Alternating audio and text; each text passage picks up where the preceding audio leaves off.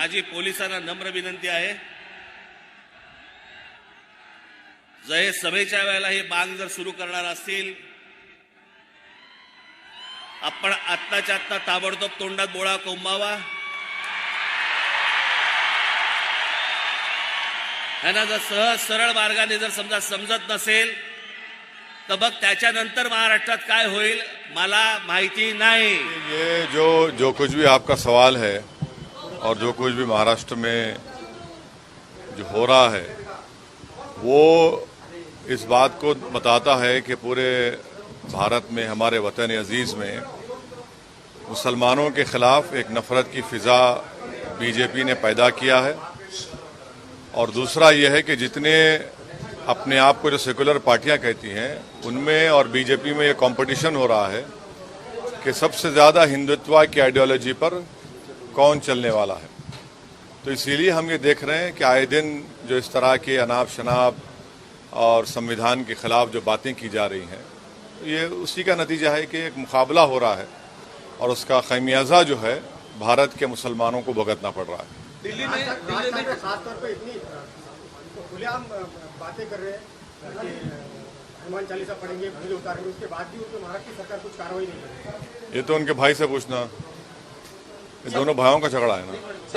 राज ठाकरे और राज सिंह और धुले औरंगाबाद पुणे में मनसे की काफी पकड़ है, तो मराठवाड़े में भी राज ठाकरे क्या वोट बैंक को लेकर ये चलाया जा रहा है. मेरे को क्यों पूछ रहे?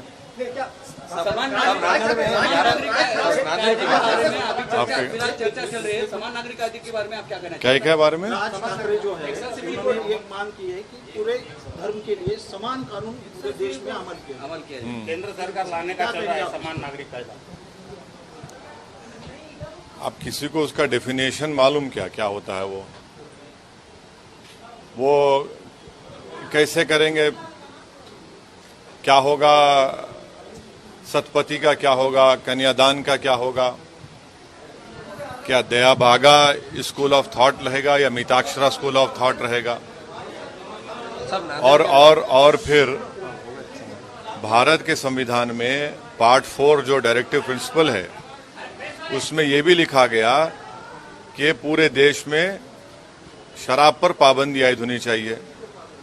करो ना, तो हम क्यों नहीं करते? इसलिए नहीं करते क्योंकि 6 बजते की टुन हो जाते. तो शराब पे पाबंदी लगाओ, डायरेक्टिव प्रिंसिपल का हिस्सा है. आर्टिकल 47 पढ़ लो आप. वही डायरेक्टिव प्रिंसिपल लिखा है कि भारत में सब लोगों को कोशिश करनी चाहिए कि सबको उनका इनकम बराबर हो. भारत की 90% दौलत जो है 15-20 पूंजीपतियों के पास है.